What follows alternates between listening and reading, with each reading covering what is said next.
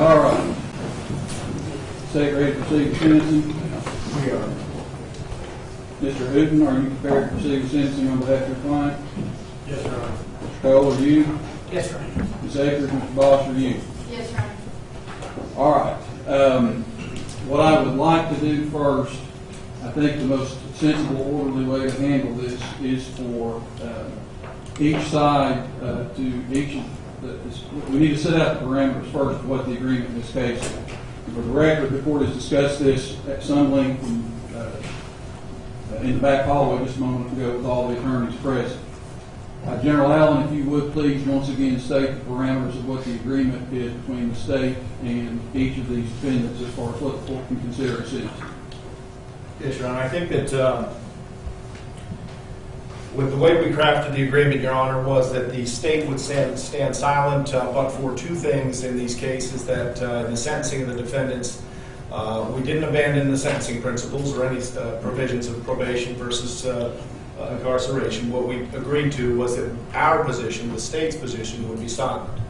Rather that you would consider the victim impact statements of the immediate family, which is going to be Josh, Christian, and Jeannie Munday. They're here, they're ready to give their impact. And that you would consider the pre-sentence investigation report. And the pre-sentence investigation report is detailed, of course, pursuant to the statute, that there are many things you can consider. And I guess we'll get to that particular issue when we get to those other statements of citizens, friends, and other relatives of the Munday family and of Zach Munday. So, all right, and for the record, I see the Munday family here in the front row. I know that Mr. Isaacs has represented him. Is he present? I'm here to see the motion. Okay. All right. Anybody want to say anything on this side? Your Honor, on behalf of our client, that agreement that General Allen just announced is close. The state agreed to rely and rest on the pre-sentence report. We agree with everything else that he said, that the victim impact comes in for court's consideration, but that it relies on basically the findings and recommendations of the pre-sentence report. All right. Well, it does, and obviously those are recommendations. Ultimately, this court has to make the decision based on everything that's presented, what the appropriate imposition of sentence in this case would be. All right. Does either side have further evidence that they wish for the court to consider in the imposition of sentence before we go to argument? Mr. Hooten, on behalf of your client, do you have anything further that you wish to submit by way of witnesses and or documentary evidence that you wish to introduce? Your Honor, I submitted several documents with my pre-sentence minimum that I do have. If all of those are already in the record. They are. They're part of the record. Cole? As long as the forensic evaluation that's submitted is part of the record, then I don't have anything else to submit, Your Honor. All right. Ms. Akers, Mr. Bosch? Here, we would just move in our sentencing memo with the 11 attachments and rest. All right. And same here, Your Honor. The attachments to my sentencing memo. They will all be a part of the record. All right. I think this is the appropriate time now to hear from Mr. and Ms. Munday and their son Christian, victim impact. A couple of items, Judge. I intended, obviously, for this to be traditional victim impact, where if they could just come to the podium and express that to the court. I don't know if counsel wants to question them if they need, Well, technically, victim impact is not subject to cross-examination, so I think, however they're most comfortable, if they're more comfortable with the podium, that's probably the easiest place to do it, but if they wish to be over here, that's fine as well. I think they'll be okay here. All right, who's going to go first? With regard to that, Judge, Jeannie Munday will be our first, the mother of Zach will be the first victim impact. Jeannie provided or wanted us to bring photographs of Zach, and she brought those with her. She's forwarded them to us. We'd like to display those on the screen while she gives her victim impact. She thought that would be helpful for her and would help her convey to you, to the court, the loss that she suffered in this case. The photographs are of Zach as he's being treated in the hospital as in the late days of his life. All right. Your Honor, we had to discuss back in chambers. We objected to those photos. We understood there were two photos, a hospital photo and then a photo of him normally. We certainly don't object to the latter, but we do object strongly to the latter. We don't think it's appropriate. We don't think it's appropriate for the court's consideration. The latter or the latter? Did you get that? Not quite. I think, are you objecting to the the shot of Zach while he was living. No. You're objecting to the hospital. Right. We haven't even seen these weapons. What is the basis of that objection? Well, Your Honor, under evidentiary rules, under 403, first to begin with, its prejudicial value far outweighs any probative value that it may have. Two, I think clearly courts historically have excluded graphic photos just for the nature of undue influence and bias. I know this court can sort through things better than maybe an average jury, but I think when you consider it as a record as a whole, and if it would go up, it's certainly fertile ground for appeals should they come in. Well, I'm going to respectfully overrule the objection. I mean, we don't have a jury here. Sad but true. I've looked at a number of photographs through 31 years of doing this of people in hospitals and unfortunately morgues as well. And we're dealing with a homicide case here. We all know what we're talking about. So if it will aid Miss Munday in getting her victim impact statement, I'm going to allow it. We just have to see them first, Your Honor. Let them see it. She gave them to us electronically, Judge, so counsel wants to come to. If you would come over, you can do it.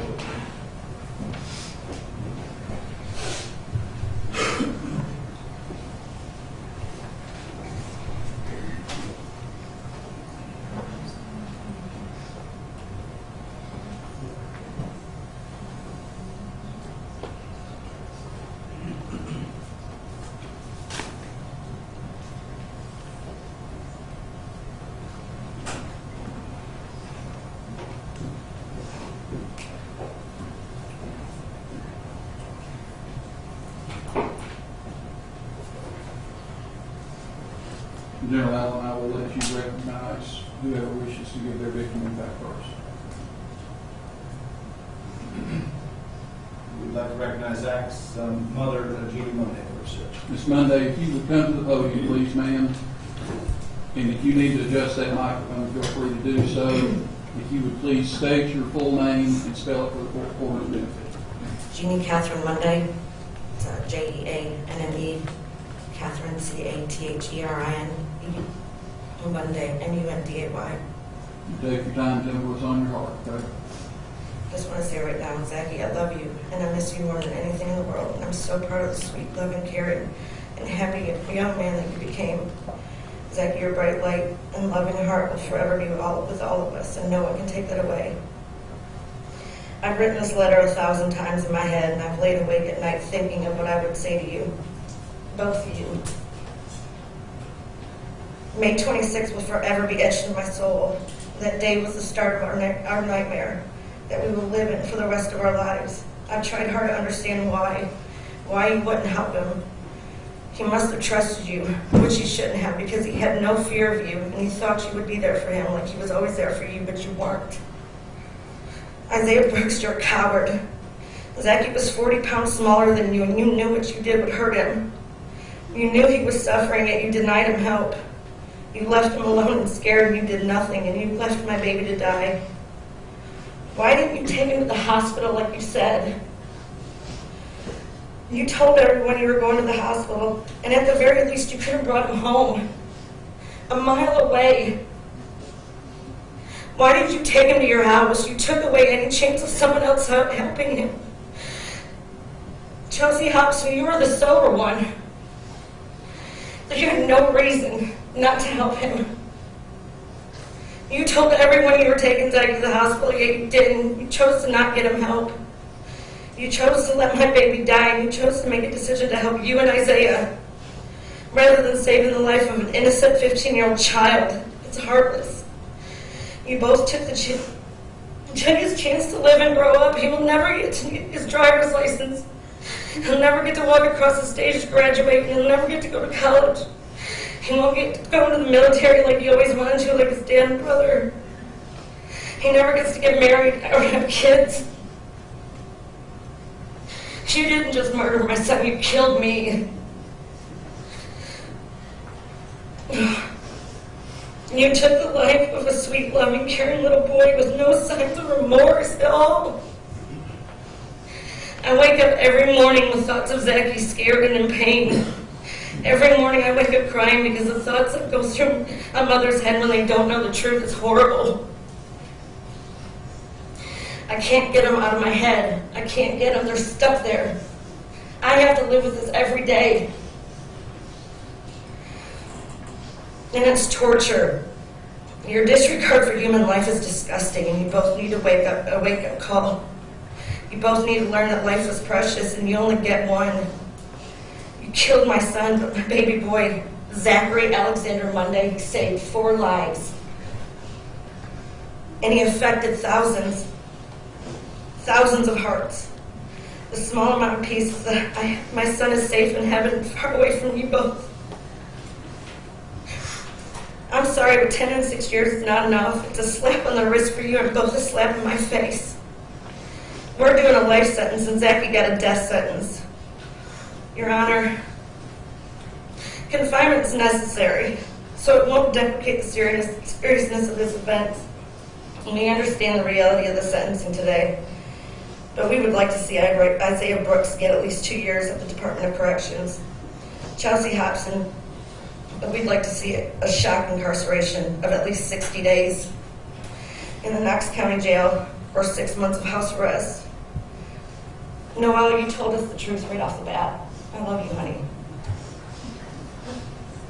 We believe he should get credit for telling us the truth right at the beginning, and we believe he is deserving of probation and diversion. I want you both to know, this is horrible. I want to understand why you didn't get him help. Why did you not bring him home? We live a mile from you, a mile. And you didn't bring him home. You decided to put him in your freaking basement and let him die. Why? I'm sorry. I'm done. Thank you.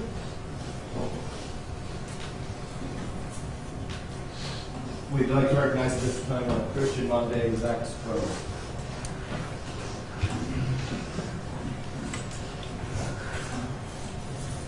Did you state your full name and spell it to the full board? Yes, Your Honor. It's Christian Kyle Munday, Christin, Kai, Kai, Monday, Munday. Take your time. First, I just want to talk about Zach. Zach was, he's my little brother. He looked up to me. He was my best friend. Somebody I could always talk to. Somebody that I can always ask for answers when I need it. He always brought me up when I was down. He just did everything he could to see a smile on my face. And you two took that from me. I can no longer see that smile. I can no longer get those calls. I'm 2,000 miles away. He used to call me every day and see what I was doing, what cool stuff I did, what he did. He used to say jokes to me all the time. It's gone. I'm never going to see that again because of you two. Such a selfish act. That's just as simple as just taking him to the hospital. No, you chose not to because y'all were afraid of getting in trouble. That's sad. It's really sad.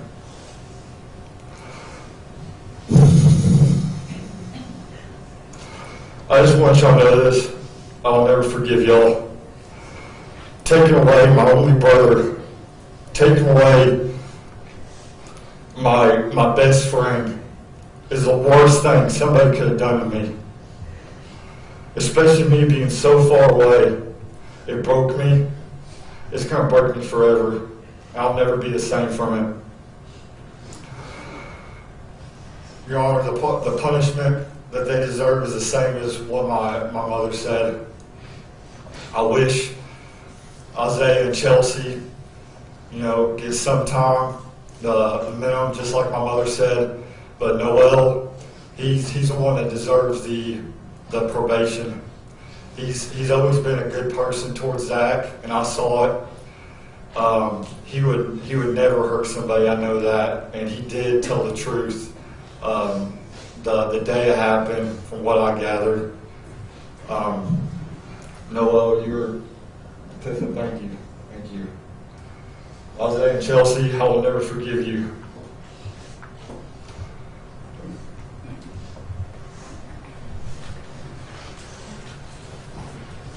Finally, Judge, we ask you to hear from Josh Munday, Zach's father.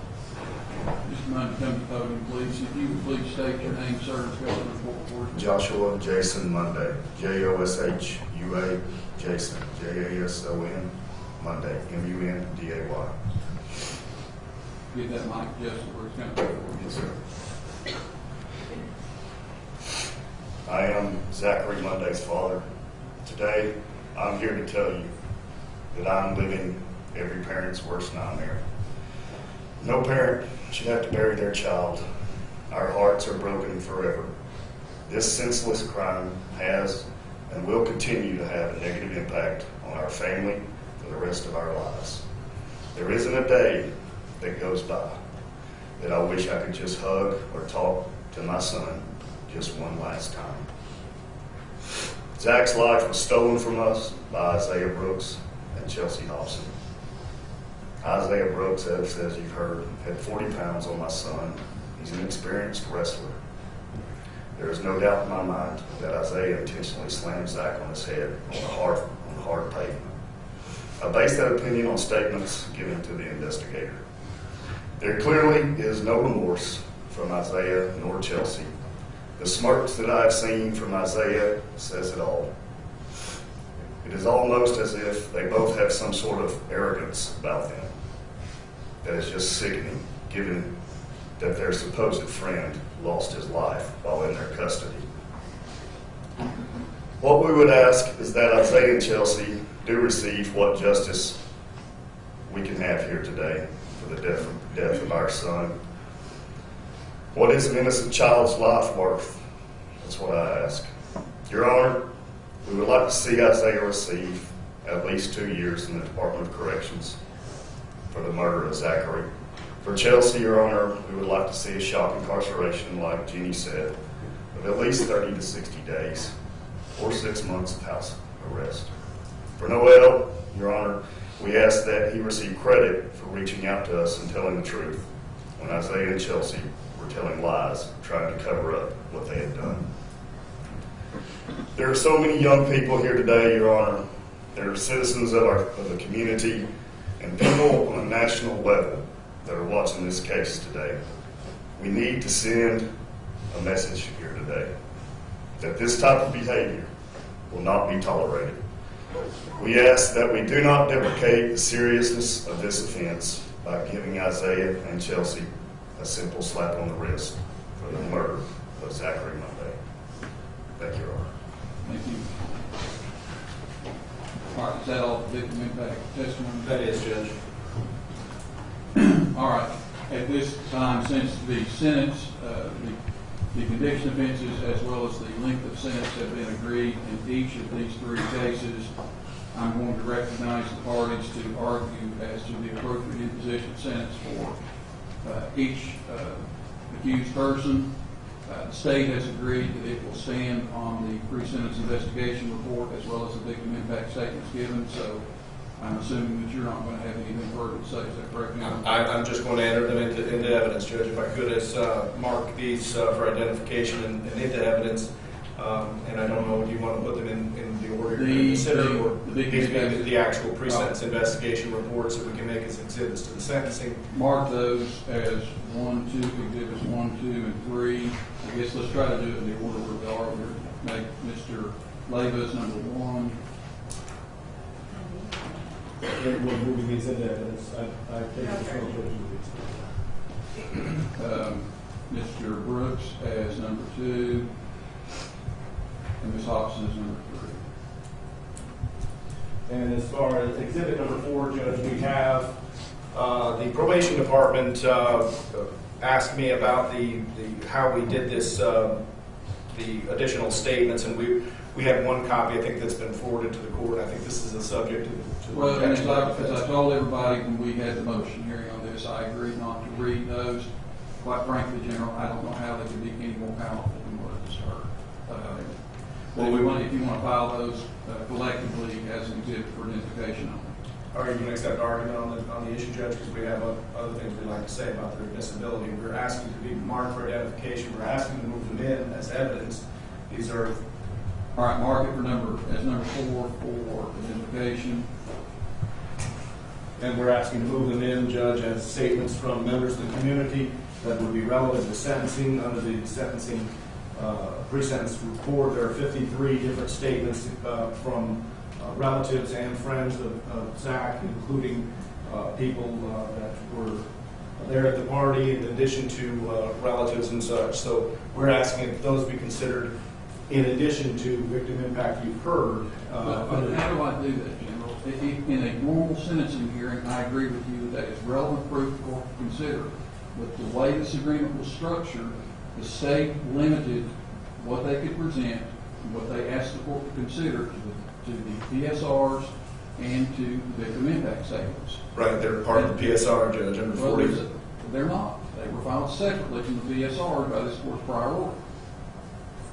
The statutory definition for victim in a case of this nature is the immediate family of a homicide victim. Yes, I've heard from Christian, I've heard from Mr. and Ms. Munday. They are clearly defined within that statute. They fit.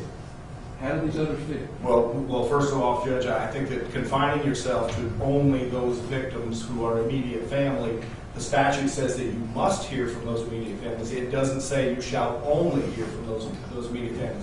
So if you look at it in terms of victim impact, the statute doesn't prohibit you from hearing them. You're the gatekeeper of the evidence in this. You can keep it out if you want to keep it out, and you can make me not put it in, and I won't put it in. But the pre-sentence report statute under 40-35-207 says that you can stop for a second. The statute doesn't prohibit it. The agreement reached in this case does it not? No, it doesn't. All right, we'll go ahead with your argument. Judge, under 40-35-207, the pre-sentence report shall set forth, and it enumerates the things that should be in the pre-sentence report, and those are things that the court would invite, that the court would want for the purpose of establishing whether or not this is a probatable offense or whether or not you should grant probation or a sentence to serve in this case. So the court should be receptive of all those things that are out there that would potentially give you the ability to guideline you with the sentencing principles, meaning you should be able to accept that information if it's relevant to the case and whether or not how you should sentence these people. The court should be welcoming of that. I understand it's an evidentiary issue, whether or not they're relevant. The court has to read them to determine that. These are impact statements from members of the community, and you'll see in the sentencing guidelines and the provisions that you're going to consider. And Judge, I'm not going to try to educate you on the law because you're sentencing people every day, and you understand that the effective deterrence and deprecating the seriousness of an offense is something you're going to consider. And I think that the effect on the community is one thing that you should consider, and these could be contained within the pre-sentence report for that purpose of deciding whether or not how the effect it's had on this community and on these people here to lose a 15-year-old boy. And I think that you'll see the wide-ranging effect that it's had on him goes right straight directly to sentencing principles and are within the pre-sentence report in the statute covered under 40-35-207 as those things that you should consider. And so that's our position. You can, if you want to call them victim impact statements, you don't have to do that. You can just call them general evidence that the court would consider to make a determination under general sentencing principles. All right. Who wants to argue first?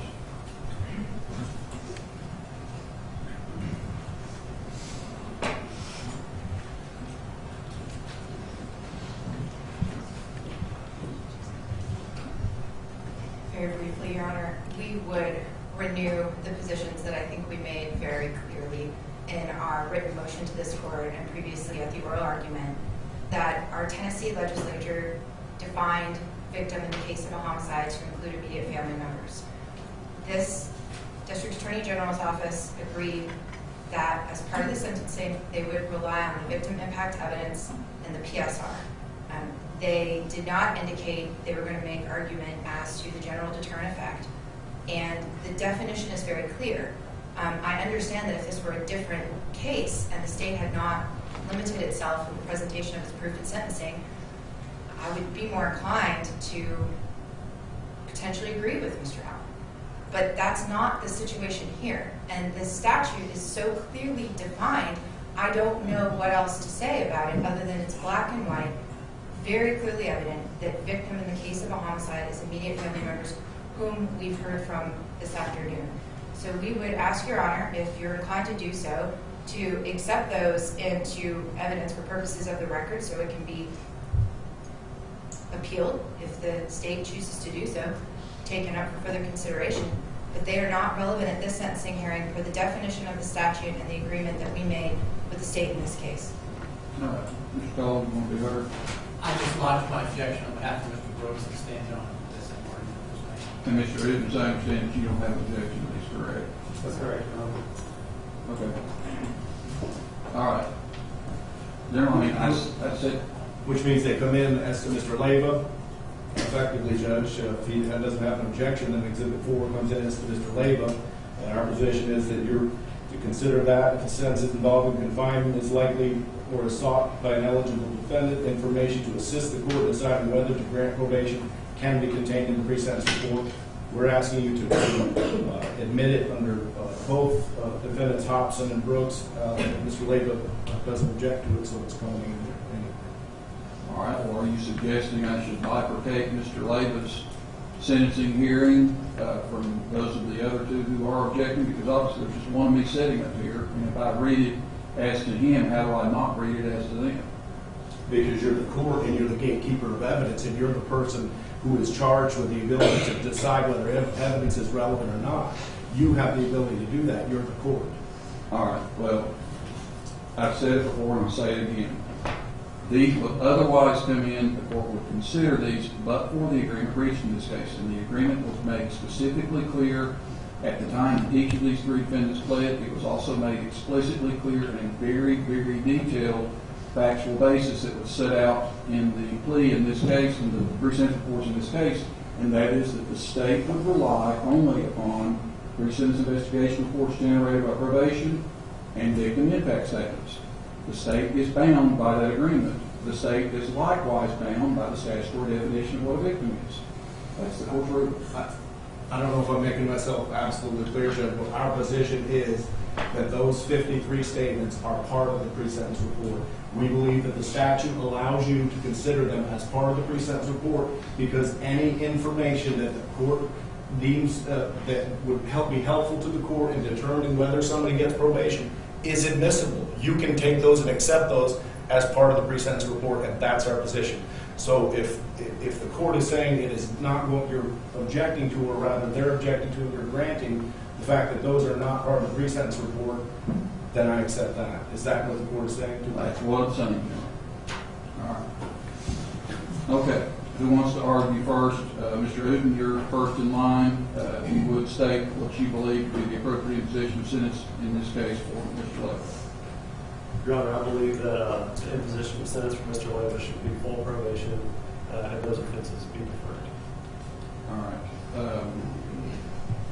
I think you're in the unique position where not only is the state not objecting to that, but you have the endorsement of the victim's family for the imposition of that sentence. Is there anything you wish to argue further? Yeah, if the court would allow me, What I'm telling you is I think you won already. So. No, Your Honor. All right. You're next, Mr. Cole. On behalf of Mr. All right, we'll hear from either Ms. Akers or Mr. Bosch if you're referring to them.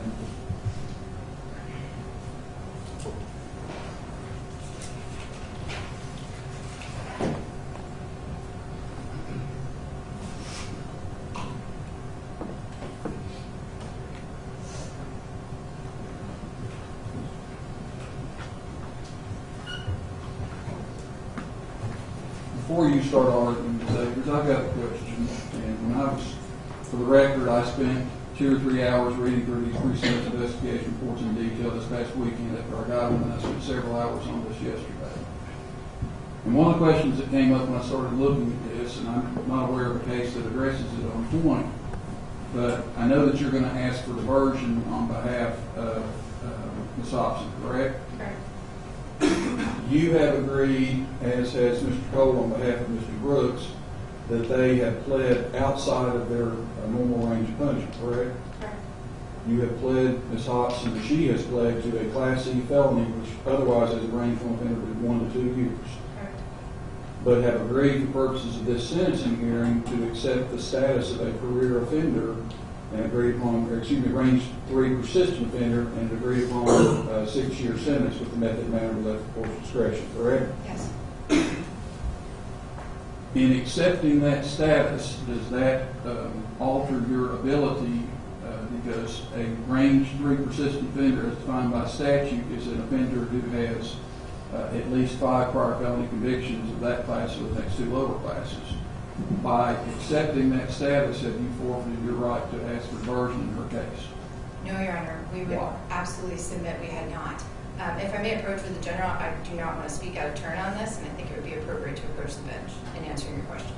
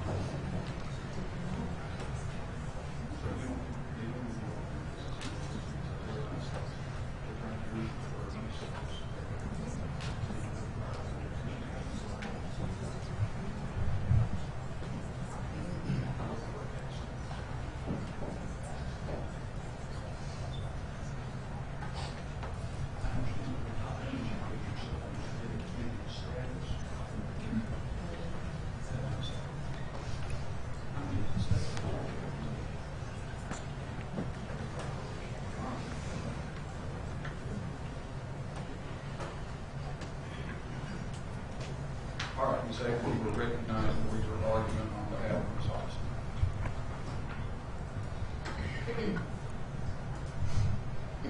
Your Honor, I'd like to begin my sentencing argument for Chelsea Hopson and point out a couple of legal issues that I think bear repeating. Ms. Hopson is not sitting here today being sentenced for the murder of Zach Munday. She did not cause his death. She did not act as a co-conspirator, nor does she bear criminal responsibility for the crime of reckless homicide. Let me stop you for a second, and want the record to reflect that this conversation was had without follow-up with all the lawyers present. But you and Mr. Bosch both agree that this court can consider not only her conduct in being untruthful with the police department, but also her conduct that occurred the night that Mr. Munday was picked up at the party and taken back to Mr. Brooks' residence, correct? I believe that Your Honor can consider the nature and circumstances of the entirety of this offense in determining the sentence. And as I mentioned in the back hallway, and I would renew on the record, that the statement of facts that was introduced to Your Honor was very well thought out, detailed. I had an opportunity to review it before it was presented to Your Honor. And I think it is very clear that Ms. Hopson's conduct leading up to the commission of the crime that she's being sentenced for is anything but certain. And that is in clear connection to the statements that were written and presented to Your Honor from the state of Tennessee. Well, but there are certain facts which are not in dispute. Correct. There are certain She picked facts. the 2 of them up at Mr. Leyva's residence. She left with the 2 of them, and she went back to Mr. Brooks' home, where they spent the night together, correct? She initially went to the home to pick up Mr. Brooks. Then, after the incident, Mr. Brooks, Mr. Munday, Ms. Hopson, Mr. Leyva, and at least 2 other folks, and I'm not going to use the names of any of the other folks from the party. I don't even know that. Okay. They then went back into the house, and what happened in the house and I'm reading to you from page 10 of the pre-sentence report, the victim's responsiveness would be in controversy. Multiple witness statements indicate the victim was unresponsive and or mumbling and or answering in a one-word sentence. Other witnesses report the victim was talking and responsive. Some witnesses indicate the victim stated he did not want to be taken to the hospital. What happened once the group went into the house, pursuant to the pre-sentence report and the factual basis, is some aspects of that remain uncertain and unclear. What we know is that Ms. Hopson left the party with Mr. Munday, Mr. Brooks, and 2 other individuals in her car. We know from the facts that Ms. Hopson indicated desire to take Mr. Munday to the hospital. That was corroborated by 2 witnesses who rode in the car with her. Those are the facts that are in evidence. Those are the facts as they were presented to me by the state of Tennessee and are probative of her behavior that night. When she arrived at the Brooks residence with Mr. Brooks, Mr. Munday, and 2 other young teenage girls in her car, Mr. Brooks and Mr. Munday exited her vehicle. There was a 3rd young man at the home already who had ridden with a separate person who drove Mr. Brooks' car because Mr. Brooks was too intoxicated to drive himself. Mr. Brooks and another young man took Mr. Munday into the house. Ms. Hopson drove the young lady who had driven Mr. Brooks' car and her 2 passengers, and she dropped them off at the Waffle House. She came back to Mr. Brooks' house, and she went inside to check on Mr. Munday. She saw that Mr. Munday had been showered. She did not know how that happened. She saw that Mr. Munday was in the bathroom and he was throwing up, and she believed he was drunk and sick. And something that's important for Does that not put her on notice, though, if she knows that he has a head injury and bleeding from the ear, if he's in the bathroom throwing up, perhaps it's a problem? And I think this brings us to the heart of what happened that night. Mr. Munday, tragically, and I can't underscore this enough, tragically, was suffering from a closed head injury of a subdural hematoma. Ms. Hopson is not a football player. She's not a wrestler. She's an 18-year-old girl by 2.5 months, and she didn't know how serious this was. None of the kids at the party knew. If they had known, they would have called 911. None of them did. None of them did. And it's not because those kids are evil or bad. It's because they couldn't identify the severity of a head trauma. Your Honor, when you go to the emergency room after having been injured with a head injury, they have to give you a sheet as a grown adult to say, hey, watch out for these symptoms. You may not think there's something important, but they could be indicative of a head injury. These types of head injuries are hard to diagnose. There's not the type of blood or physical trauma you might see with a gunshot wound or a stab wound. She didn't know. She thought Mr. Munday was sick from drinking. She knew that there had been excessive drinking at that party. She did not know that Mr. Munday was injured to the degree that he was. I have spent 6 months with this young woman.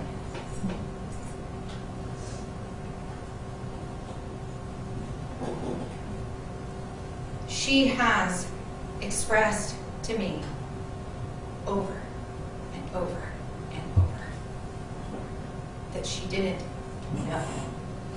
And in the case of a closed head injury, in her age, she wasn't a football player, she wasn't a wrestler, she didn't have training.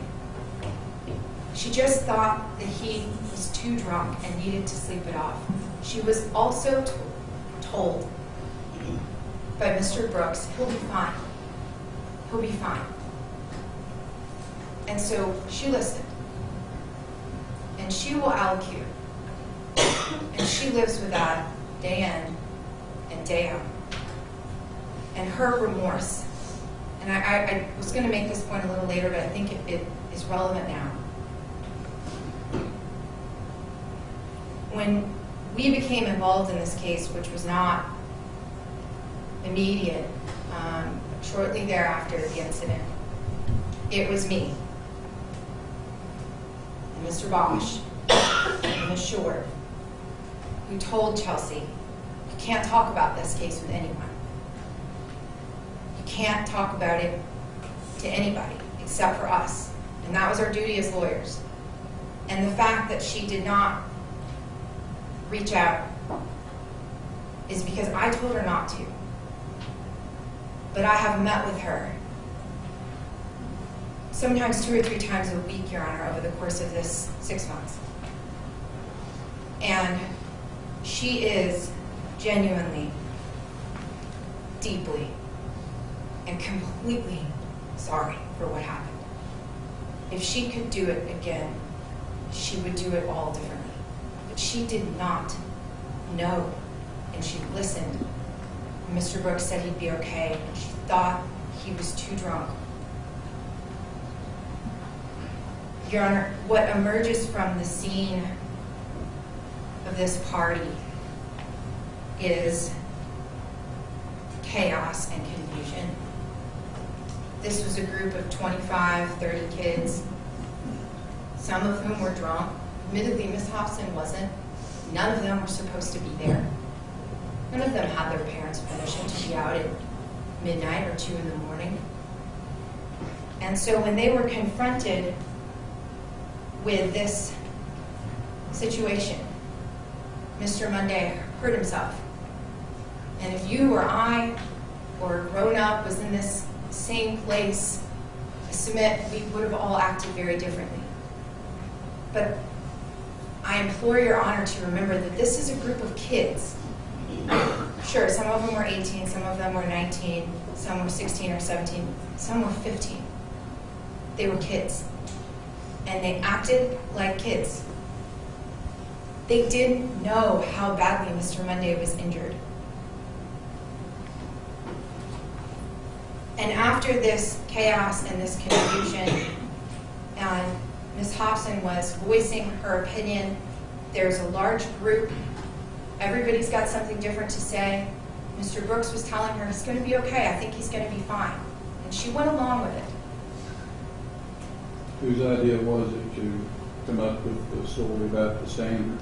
Undisputably, that was Isaiah Brooks' decision, and I'll address that right now.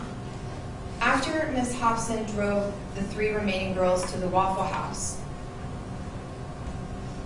and keep in mind, those folks knew that Mr. Munday was also back at Mr. Brooks' residence. She went back to check on Mr. Munday. She assumed he was sick from drinking. This was a party where folks were some people were very intoxicated. Getting sick and throwing up was not an aberration. She fell asleep. She woke up the next morning. Mr. Munday was still breathing, and she left. When she got word that he had left the home and had gone to the hospital, she came back. She didn't have to. She came back, she ran up the driveway, she walked up to the officers. Who are you? She gave them her name, she gave them her driver's license. She was visibly upset, having a hard time breathing. And during the course of this investigation, a lot's going on at this point, as I'm sure Your Honor can imagine. And one of the officers, one of the first responding officers, before Ms. Hopson arrived on the scene, says to Mr. Brooks, where was this? Where were you last night? He says, we were at the stand. And per Mr. Brooks' own statement to law enforcement, he admitted that after Chelsea arrived, he told her, tell them that the party was at the standard. And so when law enforcement investigator McFarland came into the kitchen, and Ms. Hopson was sitting there with Mr. Brooks and Mr. Brooks' father, and Mr. Brooks had told Chelsea, tell him it was at the standard. When investigator McFarland asked her that question, that's what she did. And she stood before Your Honor, and she stands here today in front of all of these people. And she owns that. Mr. Brooks didn't make her do it. He directed her to do it, but she had free will, and she chose to do it, and that was criminal. And she takes total responsibility for that, Your Honor. And I think what speaks to her character is not that she made that terrible decision. It's not that she listened to other people and didn't speak up louder, demand more. It's that after she made that false statement to the police, she left Mr. Brooks's house, and she immediately after made a phone call. And she didn't call me. She didn't have a lawyer. And she didn't call a friend to gossip about what happened. She called her father, crying, as he indicated in his letter to the court. I messed up. I lied. I don't know why I did it. I shouldn't have done it. I told him the party set the standard. It's not true, Dad. What do I do? Her father got off the phone with her and within moments contacted the sheriff's office. And the very next day at 8:44 a.m., Chelsea Hopson was the second person of all of those kids at the party to come into this building with her dad without a lawyer. This wasn't a part of a negotiation. This wasn't in an effort to get some benefit. And she sat down with law enforcement and she looked him dead in the eye and she said, I lied to you yesterday. Let me tell you the truth. And she did. That is the Chelsea Hopson before Your Honor for sentencing. She is far from perfect. She made a mistake that will haunt her the rest of her life. It will never compare to the pain that I can so clearly see in the Munday family. It will not even come close. But she lives with herself and her conduct every day. And every day since then, she has tried to make it better and do right.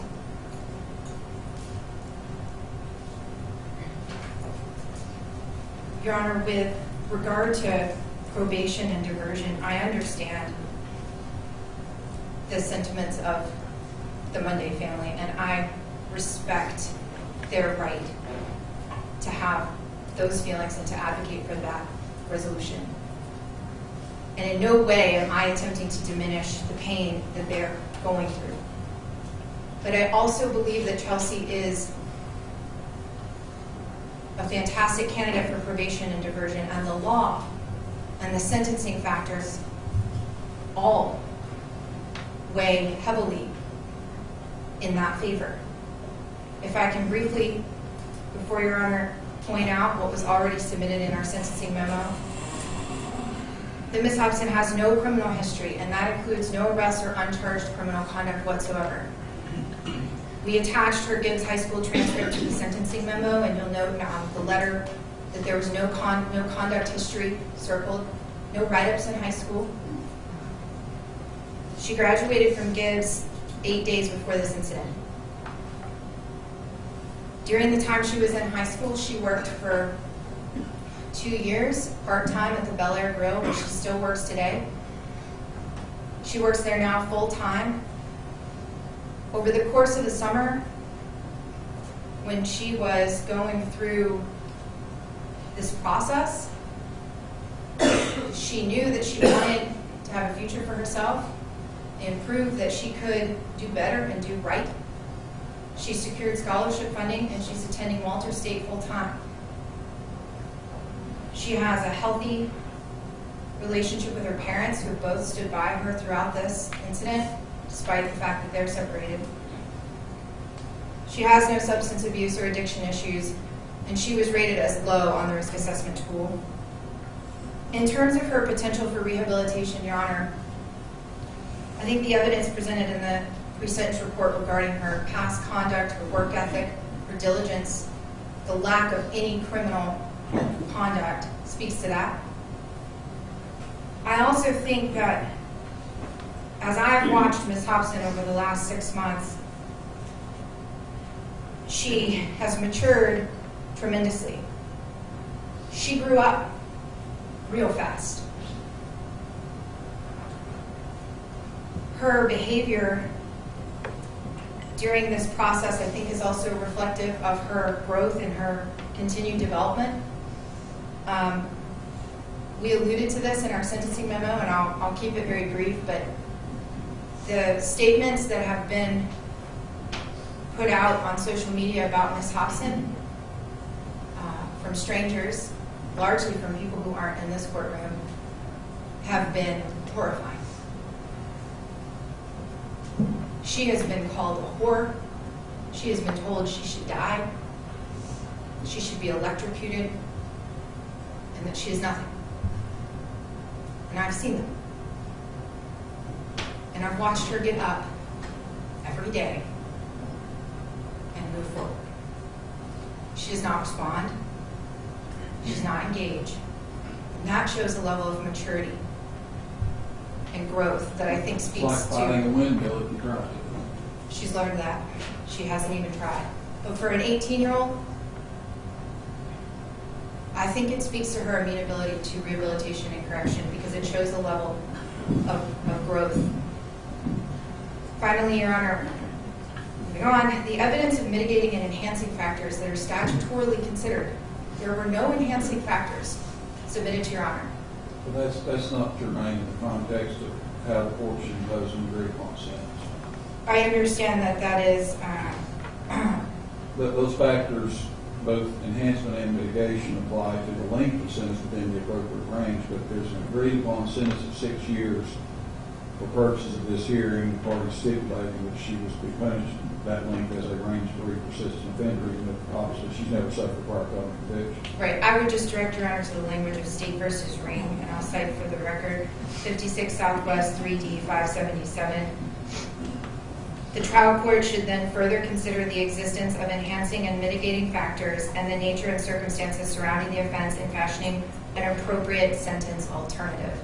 And that's Tennessee Code Annotated 4035-210. So while we do typically see enhancement and mitigation in the context of length of sentence, the Supreme Court in 2001 ruled, pursuant to the statute, that they should also be considered for alternative sentencing. So that's why I present them to Your Honor. That there were no enhancing factors filed. And as Your Honor knows, there's about 22 to 25 that could potentially be applicable. None were presented. Well, but the law also says that they don't have to file them for the court to consider whether or not there's the presence or absence of those factors within the record. I agree, Your Honor. I just wanted to point out that they were not filed as part of the PSR. Okay. They were not identified. Your Honor, we would submit that there are multiple mitigating factors in this case.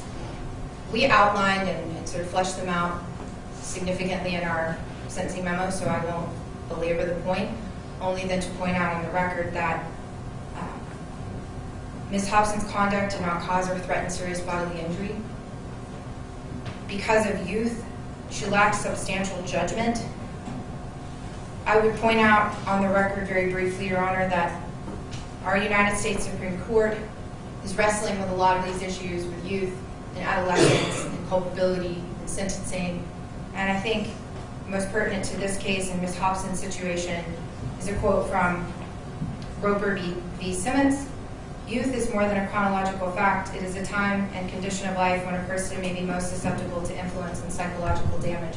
There is an understanding by our legislature that despite the fact that Ms. Hopson, properly so, is being charged and has been convicted as an adult, her youth is relevant to her culpability and the sentence in this case. Has the state taken that into consideration at some point in fashioning the agreement they fashioned in this case? They have, Your Honor, and we would ask that you likewise take it into consideration in determining how she should serve that sentence, given that if Ms. Hopson was before Your Honor at the age of 26, we would judge her conduct, rightfully so, quite differently than that of a person who graduated high school 8 days prior. We would also submit that there are other factors, that this case presents such an unusual set of circumstances that there's no sustained criminal intent. We cited the Martin case, and I won't go into that factor too much at this point. It's an unusual factor that we think does have relevance here. Other factors consistent with the purposes of sentencing. Ms. Hopson is genuinely and sincerely remorseful. You're going to hear from her when I'm finished. And again, I want to be very clear that if she appeared in these court hearings as detached or cold or arrogant. It's because she is terrified. And she's afraid to look at anybody's direction. She doesn't want to be misunderstood. She doesn't want to be mischaracterized. She knows what people think about her. She is deeply and genuinely remorseful, as you will hear momentarily from her.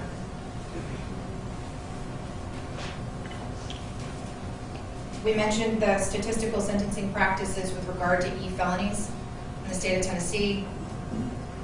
And finally, Your Honor, the deterrent value.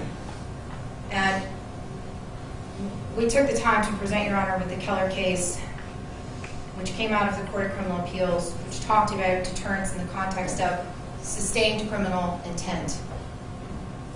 Ms. Hopson's actions in this case were impulsive, instinctual. She rectified the wrong almost immediately, as quickly as she could, with regard to telling the police a lie. She did not display a sustained criminal desire to violate the law. And we would also remind Your Honor of the Hooper factors that we outlined in our sentencing memo with regard to deterrent value of a denial of judicial diversion in this case. Your Honor, in sum, we believe that after careful consideration of the statutory sentencing factors, which must be applied in addition to the pre-sentence report and the victim impact evidence, that every single one of those statutory factors weighs in favor of judicial diversion and probation. Ms. Hopson undoubtedly made a poor choice.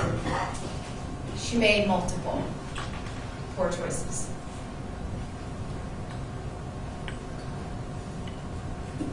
And as I mentioned, Your Honor, personally, after spending a significant amount of time with this young woman, she is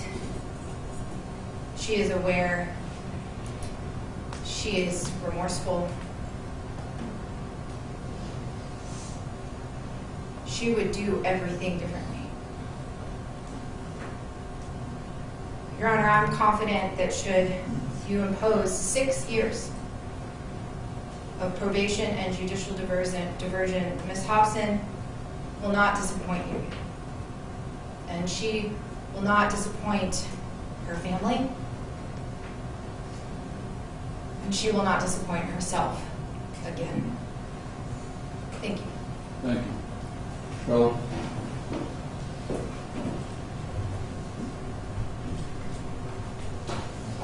Good afternoon, Your Honor. Good afternoon.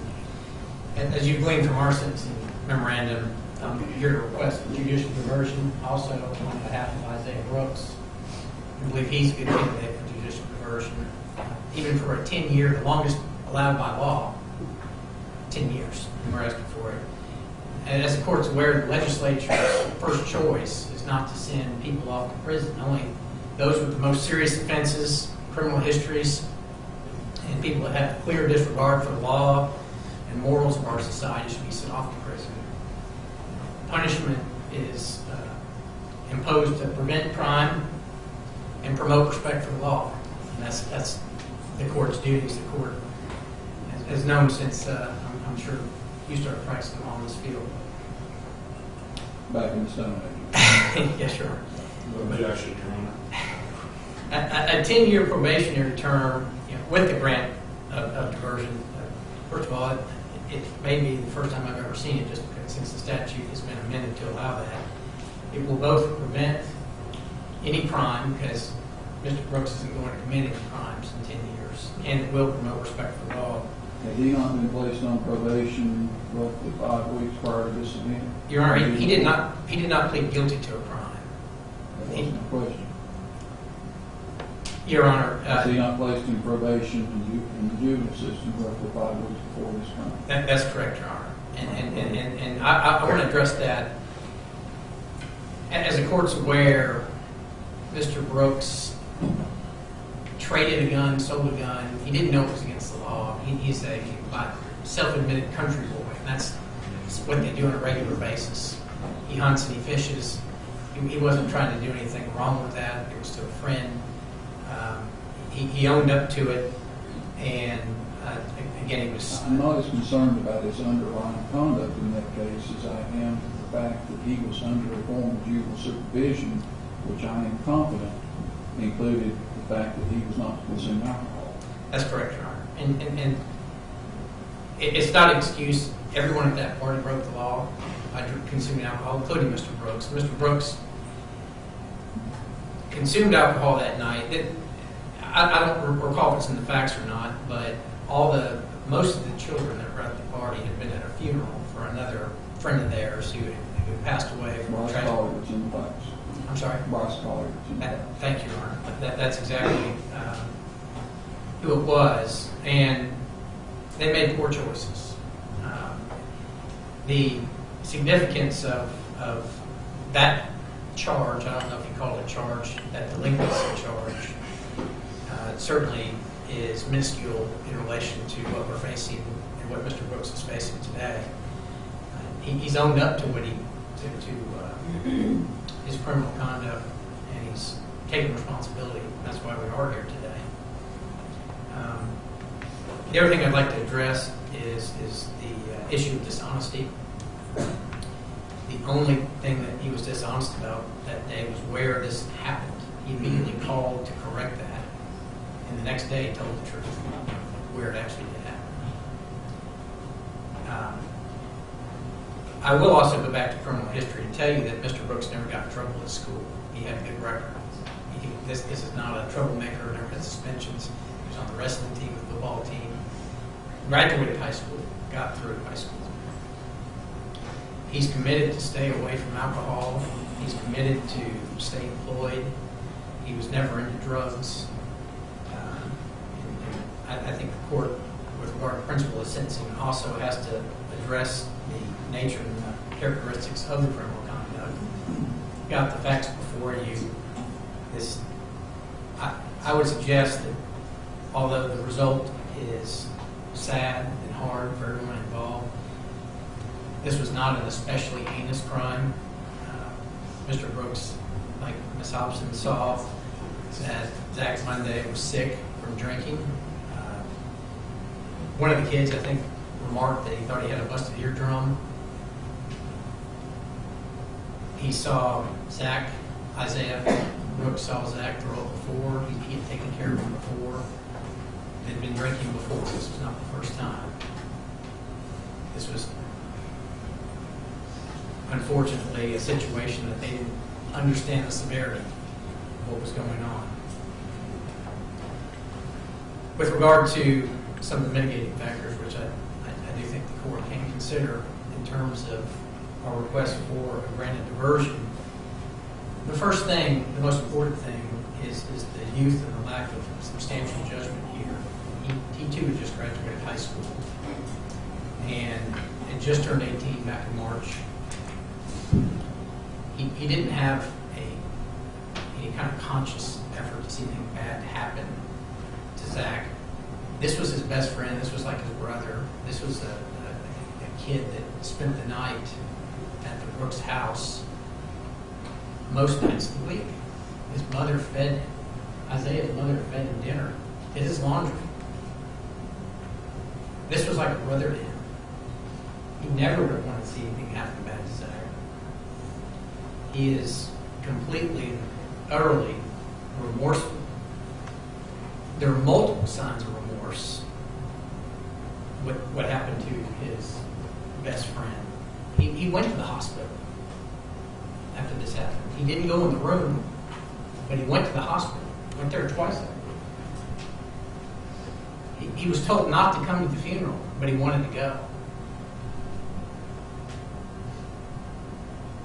He's been too afraid to go visit Zach's grave, but he's wanted to go.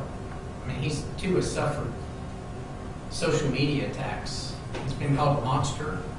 He's been called a murderer. He's been called callous. They've said he had smirks on his face. They made fun of his mugshot. They made fun of the way he looked at court.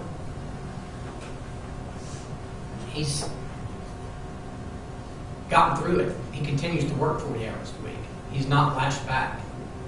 He's acted a lot more mature than a lot of people older than 18 would act.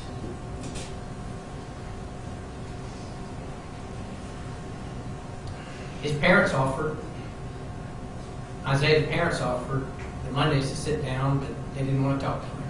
He was willing to talk to them face to face.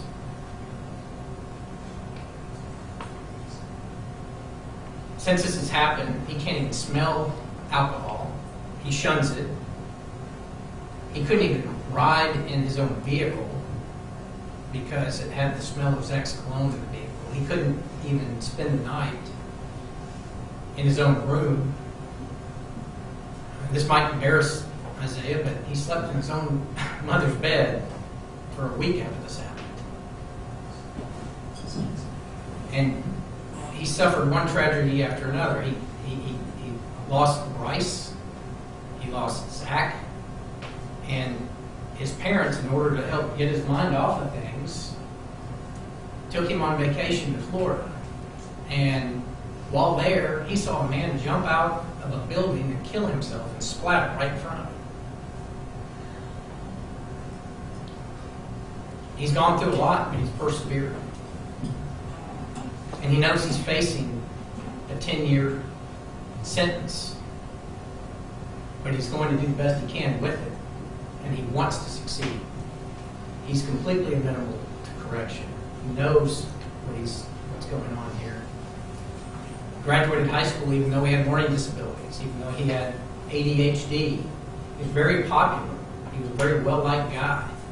You saw all the letters that we submitted in support of him. His own coaches that are still at the school said glowing things about him today, even knowing what happened. And most of these people knew Zach too. And they still wrote in support of Isaiah.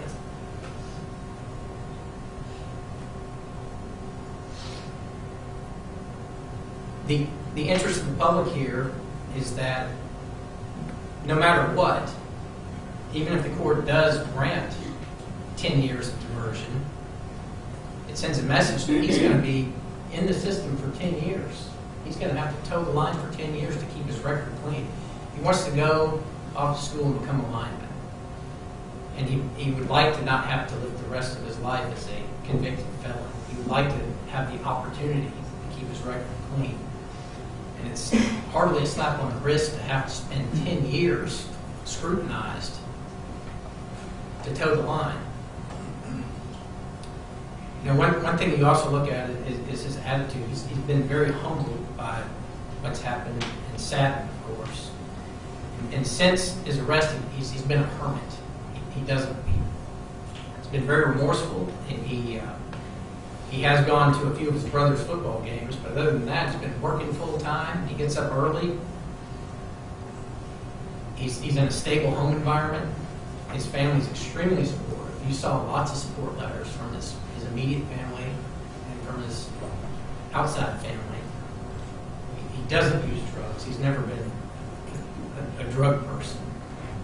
And despite having depression, PTSD, and learning disabilities, he's extremely stable for somebody going through what he's going through. And we can only hope that he continues on that trajectory. One of the tools that this court can use, and I'm not suggesting it, but I'm certainly going to mention it, is you can give him 30 days shock incarceration with diversion. You can show him what I'm aware of what the statute says. and you can show him what it's like if he screws up. And at 18, he would have to go to the detention facility, which is not a nice place to be. So, in closing, Your Honor, I know you've read through the sentencing memorandum. I know you read through Dr. McCoy's report to see the real Isaiah Brooks. And I would strongly urge you to consider placing him on 10 years with diversion. Let me ask you a couple questions, Mr. Kroll. Yes, sir. You would agree with me, would you not, that had the state chosen to prosecute him, the grand jury considered these facts, that at a bare minimum, he could have been indicted for aggravated child abuse. You would agree that was enough, and these facts not support that? Perhaps, Your Honor. I can't get in a grand jury's mind, but he could have been facing that. Yes, Your Honor. Well, the elements of that offense are that a criminal defendant causes injury to a child by other than accidental means, that's child abuse. If it is serious bodily injury, which there's no question in this record that this is serious bodily injury, then it becomes aggravated child abuse. Given Mr. Munday's age, that would have been a Class D felony, correct? That's what the law says, Your Honor. And had he been convicted of that, he would have been looking at a punishment with 100%, not less than 85% service rate, correct? That's right. So has he not received a significant benefit regardless of what this court does already by this agreement? Well, that assumes all the issues that you recently raised, Your Honor, and that also assumes that the state didn't leave open the option for diversion and probation. They did in this case. I understand that. I mean, ultimately, it's here in my lap, and I'm going to decide it. But I'm just saying, had this case been taken to a grand jury based on the facts as you know them, he was certainly subject to that offense, was he not? He was subject to it, Your Honor. But at the same time, we don't know what a jury of 12 would have done in this case. They might have said, well, this was That's just... why cases are resolved, because nobody has a crystal ball and can predict with absolute certainty what a jury will do in any case. The only way you get certainty is to resolve the case. Right, they could say, these kids were horsing around, we don't know what happened, this was a drunken party, and it could have been a not guilty. I don't know, Your Honor. Nobody could know what would happen. But that's why we resolved it the way we did. He is taking the criminal responsibility. This case was resolved in very short order, very quick time. This happened back at the end of May, and here we are, the 1st of November. That's fast track to be at sentencing. All right, thank you. Thank you, Your Honor. All right, Mr. Uden, does your client wish to allocute before the court pronounces judgment in this case?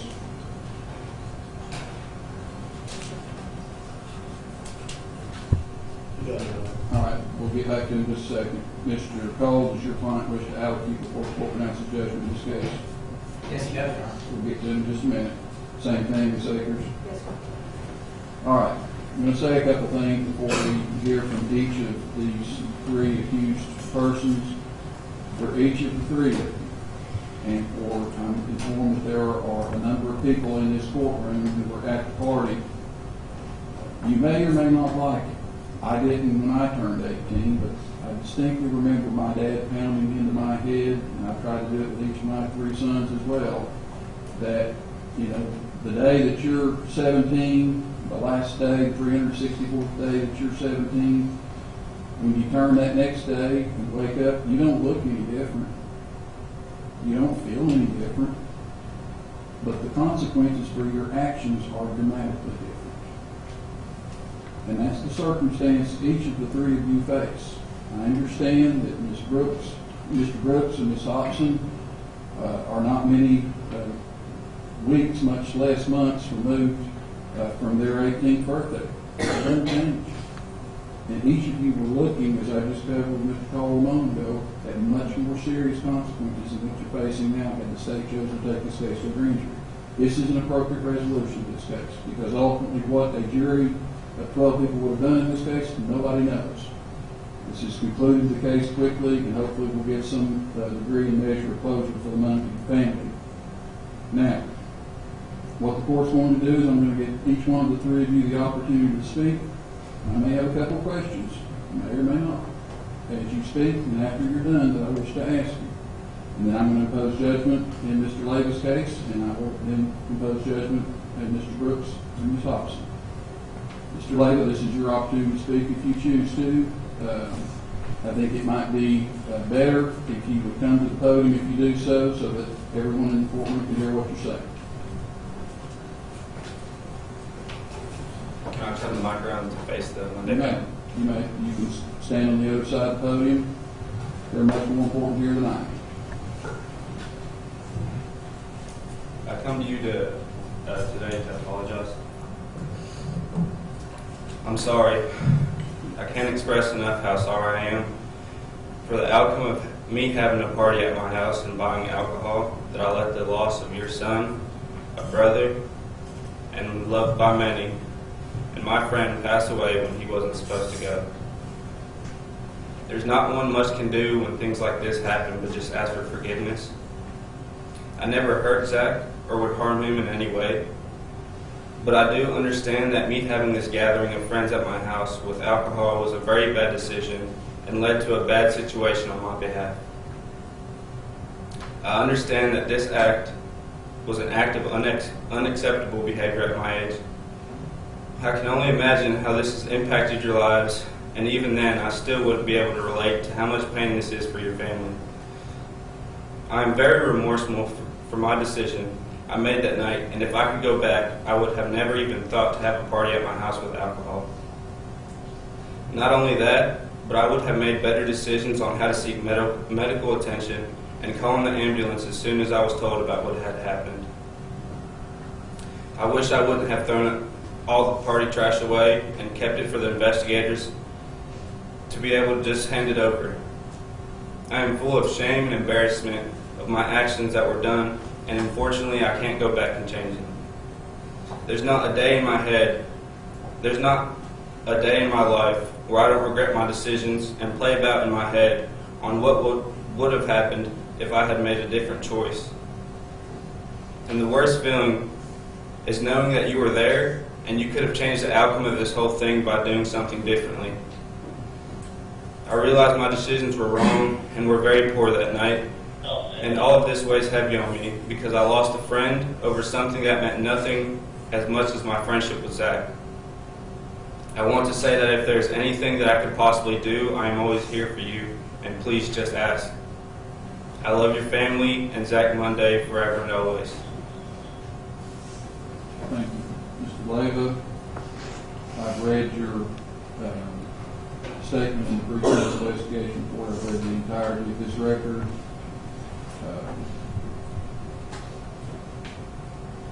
My understanding that you were advocating that Zach be taken to the hospital when he was at your house. Is that correct? Yes, Your Honor. That you were told when he left in Miss Hopson's car with Miss Hopson and Mr. Brooks that he was going to be taken to the hospital. Is that correct? Yes, Your Honor. All right, thank you. You may go stand next to your attorney.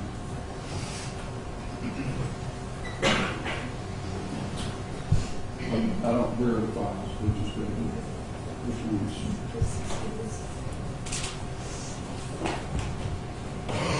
Mr. Leyva, docket number 116382, based upon your previous plea of guilt before having accepted the same on September 26, 2019 to an accessory after the fact as alleged within count 1 of this information, that being a Class C felony, you were found guilty of that offense and sentenced to a term of 3 years. In count 2, based upon your previous plea of guilt before having accepted the same on September 26, 2019 to furnishing alcohol to a minor, you were found guilty of that offense and sentenced to a term of 11 months and 29 days, which will be served concurrently with count 1. Based upon the entirety of this record, including but not limited to the pre-sentence investigation report, the victim impact statements that this court has heard, you were sentenced to a term of 3 years within the Tennessee Department of Correction. That sentence will be suspended in its entirety to probation, which will be supervised to the State Department of Probation. You are to report to the State Department of Probation at 8:15 a.m. on the morning of November the 12th. At that time, the rules of probation will be explained to you. You are to follow the rules of probation as explained to you by your probation officer. What that officer instructs you to do is the same as if this court orders that obligation undertaken.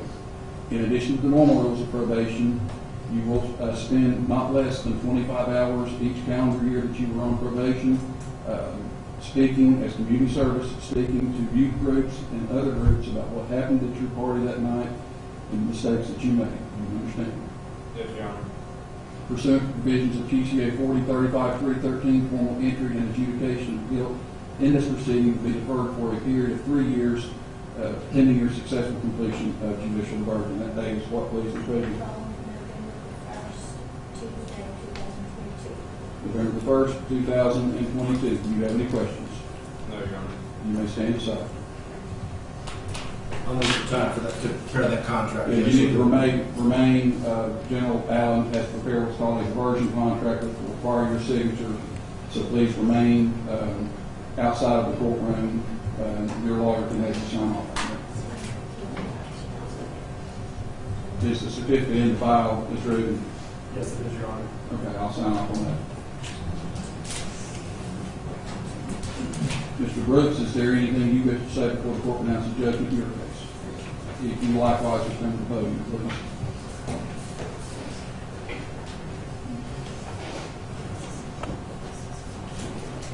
Good afternoon, Your Honor.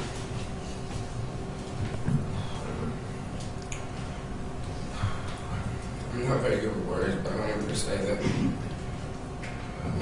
that I wish I could relive May 25th all over again.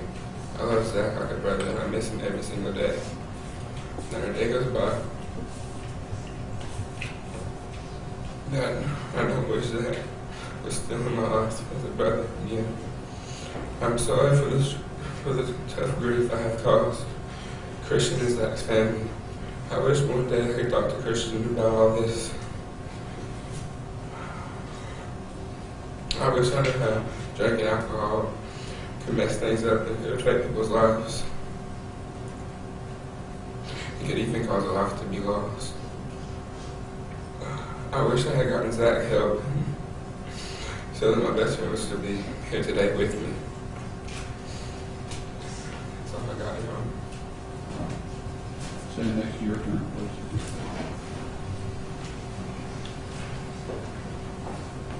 Mr. Brooks, I've thought at great length about your case, as I have about Ms. Hopson's.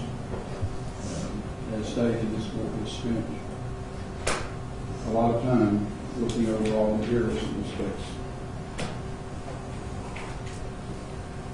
But there's a couple of inescapable conclusions that I come to when I read all these materials and when I hear everything that I've heard today.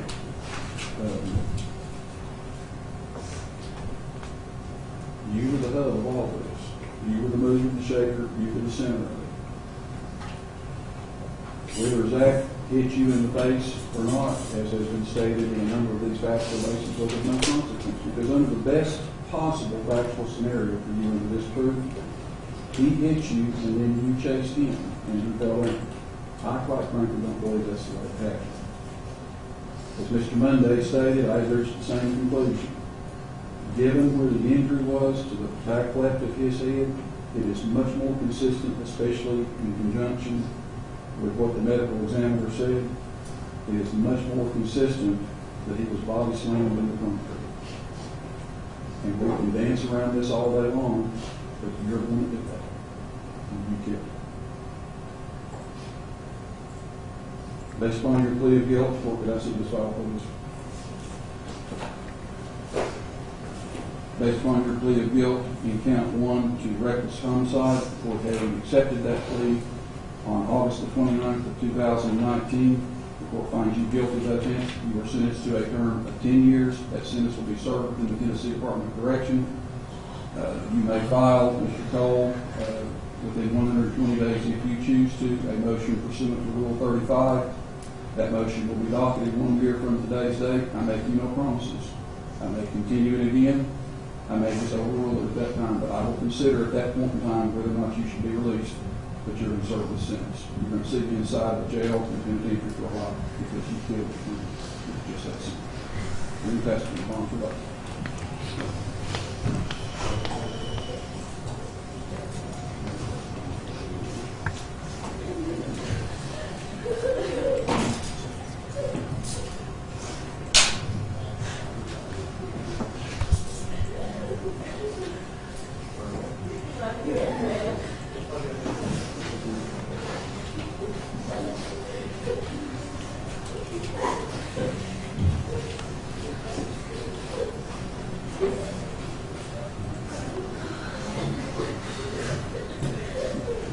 Ms. Hopson.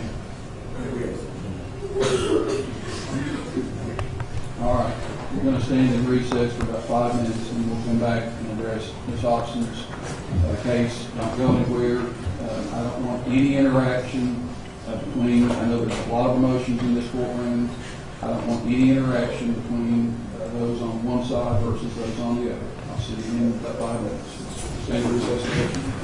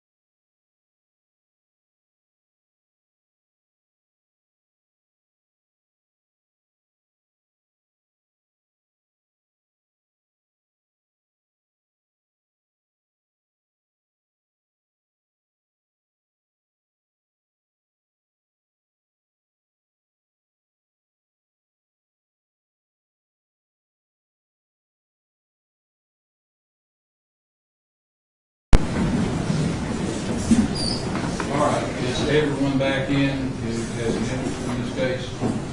Fairness here, Judge. Yes, we're ready. Ms. Hopson, this is now your opportunity to speak if you wish to. I'm going to give you the same opportunity that Mr. Brooks and Mr. Leyva had. You can please come to the podium and you may address how you wish to address.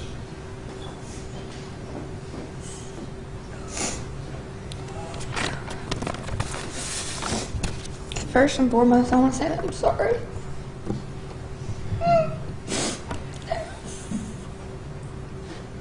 I'm sorry to Zach's family. Truly. To my own family. And to the entire courtroom. If I could replay that night, I promise I would do it all over. I wouldn't have even went to go pick up anybody.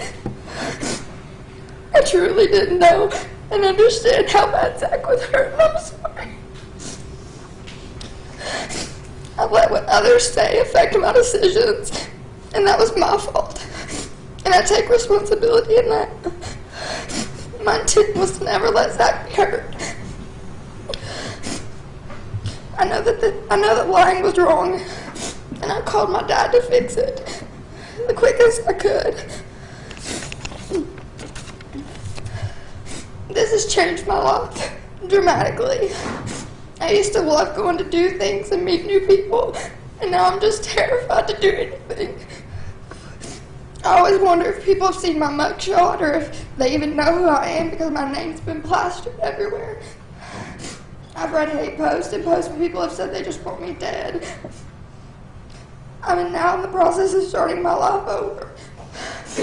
I go to school every day, and I want to become a vet. And I hope that I get to do that one day. I just love animals, and that's always what I wanted to do. I want to contribute to my community and show the court that I'm not what people think I am. Since this has happened, I've spent a lot of time thinking about what I believe in and being a good person and an honest friend. I have learned that I need to accept things I cannot change and try to find a way forward to change what I can. I will work every day being the best I can possibly be. Again, I would like to apologize to Zach's family. I didn't say it before because I was scared and afraid of being misunderstood. I don't accept their forgiveness or acceptance, but I genuinely apologize for my actions and hopes that one day I can bring them some peace. And thank you all for listening. Yes, ma'am, thank you. All right, if you would remain standing next to your attorney, please. Ms. Hopson, in order of deliberation, this board had the easiest time deciding what it was going to do when it came to the plate. Very candidly, the Munday family and their magnanimous gesture made it even easier for this board to make that decision. I struggled some with what I was going to do with Mr. Brooks, but not that much, because I kept coming back to the fact that whatever happened, all the divergent opinions about what happened at that party, what happened after he was taken back to the house, that be exact. The bottom line was that Isaiah Brooks killed Zach Munday. That fact is inescapable from this record. Your lawyers did a magnificent job in structuring this plea agreement for you. They structured it in a fashion where you have pled guilty to being an accessory after the fact, which means that you have not pled guilty to being culpable for the actual conduct which led to Zach's death. But that doesn't change the fact that this court can consider that. I have gone back and forth about what I want to do in your case. I'm not sure down deep I believe that you deserve diversion. I've been doing this now for 5 years, and I've been reversed, I believe, 4 or 5 times by the appellate courts during that period of time. If memory serves me correctly, 2 of those were because I denied diversion to someone the appellate court said I had to give it to. So I'm going to give you the opportunity to diversion, but you're not going home today. you're going to spend 30 days in the Knox County Jail, after which you will be placed on diversion. You will be given an opportunity 6 years from now to get this off your record. I want to say something to you that has always resonated with me, and I didn't come up with this, so I'm not going to take credit for it. You don't earn diversion today. You don't earn diversion on the 30th day when you leave the Knox County Jail. You don't earn diversion until the very last day of that 6 years. And if you mess up in any material way, you are going to be penitentiary service sentence. You understand? See your file, please. Ms. Hopson, based upon your plea of guilty being an accessory after the fact to aggravated assault, a Class C felony, before having accepted that plea on August 29, 2019, you were found guilty of that offense. You were sentenced to a term of 6 years within the Tennessee Department of Correction. That sentence is suspended after the service of 30 days within the Knox County Jail, with the balance of this sentence to be served under the supervision of the State Department of Probation. When you are released from custody, you are to immediately, within 24 hours, make contact with the State Department of Probation. At that time, the rules of probation will be explained to you. You are to follow the rules of probation as explained by your probation officer. What they instruct you to do is the same as this court ordered that obligation. Do you have any questions? In addition to the normal rules of probation, a further and specific condition of your probation is that for the entirety of your 6-year period of probation and diversion, you will spend not less than 25 hours each year speaking to groups, youth groups, church groups, any group where people are congregating, about your experience, about the fact that when somebody's hurt, it's more important to get them medical care than it is to worry about your own backside. Because that's ultimately why we're here today. Because Mr. Brooks was more worried about violating his probation at a juvenile court than he was about Zach Munday's welfare. Your Honor, Brooks, you're in custody. Your Honor, may we ask for a short stay until Monday to report to custody so she can take care of some personal affairs? No, today's the sentencing, Mr. Bosch. She's going to be in custody. Thank you, Your Honor.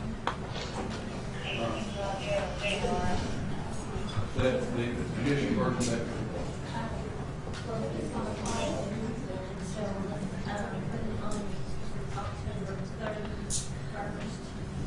Did you get that done? 2005. October 30th. And she needs to be kept up so she can sign the contract. What do you need then? They're going to keep her so she can sign the contract. All right, is there anything else coming from the board today? No, I just found out. All right, court will stand adjourned until 9 a.m. Monday morning.